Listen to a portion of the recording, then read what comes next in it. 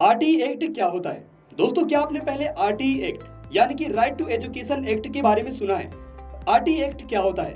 RT act कब लागू किया गया? आरटी एक्ट के उद्देश्य क्या हैं? और आरटी एक्ट के क्या क्या फायदे हैं? नमस्कार दोस्तों, study point and career channel में आपका फिर से एक बार स्वागत है। दोस्तों, आज की इस वीडियो में हम आरटी एक्ट यानी कि राइट टू एजुकेशन एक्ट के बारे में संपूर्ण जानकारी आपको देने वाले हैं। तो आपसे निवेदन है कि कृपया इस वीडियो को अंत तक जरूर देखिएगा। चलिए वीडियो को शुरू करते हैं। भारतीय संविधान के अनुच्छेद 21A को राइट टू एजुकेशन यानी कि आरटी एक्ट कहा जाता है। इस एक्ट के अनुसार 6 से 14 वर्ष तक की आयु वाले बच्चों को निःशुल्क तथा अनिवार्य शिक्षा के लिए कानून अधिकार प्राप्त होता है। निःशुल्क एवं अनिवार्य बाल शिक्षा का अधिकार यानी कि आरटी अधिनियम 2009 भारत सरकार द्वारा नागरिकों को प्रदान किया गया 6 मौलिक अधिकारों में से सांस्कृतिक और शिक्षा संबंधित अधिकार के अंतर्गत लागू किया गया। सरल शब्दों में इसे right to education act India कानून कहते हैं, जो 1 अप्रैल 2010 को लागू किया गया। दोस्तों, आरटी का full form right to education होता है, यानी कि शिक्षा का अधिकार अधिनियम, और इसे हिंदी में निःशुल्क एवं अनिवार्य बाल शिक्षा का अधिकार नियम 2009 भी कहा जाता है। और आरटी का फुल फॉर्म क्या होता है, ये तो हमने जाना। अब चलिए जानते हैं कि आखिर आरटी एक्ट कब लागू हुआ। दोस्तों, शिक्षा का अधिकार अधिनियम भारतीय संसद द्वारा 4 अगस्त 2009 को पारित किया गया, जो 1 अप्रैल 2010 को संपूर्ण भारत में प्रभावी हुआ। आखिर इस अधिनियम का इतिहास क्या है? दिसंबर 2002 को भाग 3 के अनुच्छेद 21A के माध्यम से 86वें संशोधन विधेयक के तहत 6 से 14 वर्ष के सभी बच्चों को मुफ्त एवं नियमित अनिवार्य शिक्षा को अधिकार के रूप में मौलिक अधिकार माना गया। Right to education in India भारतीय संविधान दुनिया का सबसे लचीला और विस्तृत संविधान माना जाता है। राइट टू एजुकेशन एक्ट के लागू होने के बाद भारत भी उन सभी 135 देशों की सूची में सम्मिलित हो गया जहां बच्चों के लिए अनिवार्य तथा मुफ्त शिक्षा का प्रावधान है।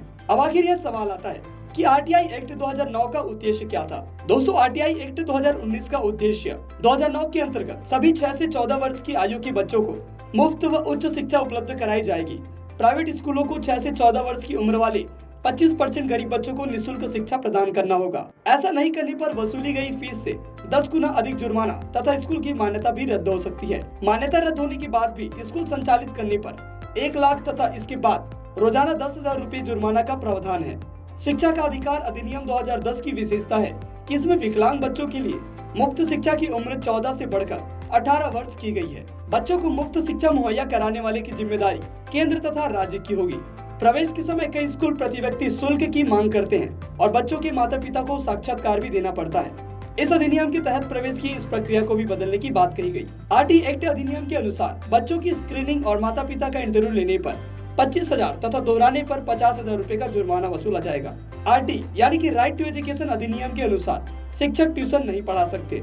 इस एक्ट द्वारा जिन बच्चों का प्रवेश यानी कि एडमिशन नहीं हुआ है, वे अपनी आयु वर्ग के अनुसार एडमिशन करवा सकते हैं। आरटी एक्ट द्वारा छात्रों की शिक्षकों के मध्य अनुपात, स्कूलों की इमारतें, शिक्षकों के कार्य समय, मानक और अंतर बनाए गए। और इतना ही नहीं, आरटी एक्ट बच्चे के संपूर्ण विकास, ज्ञान, क्षमता और प्रतिभा को बढ़ावा देने के लिए तथा बच्चे को भय, आघात एवं चिंता से मुक्त करने के लिए भी बनाया गया था।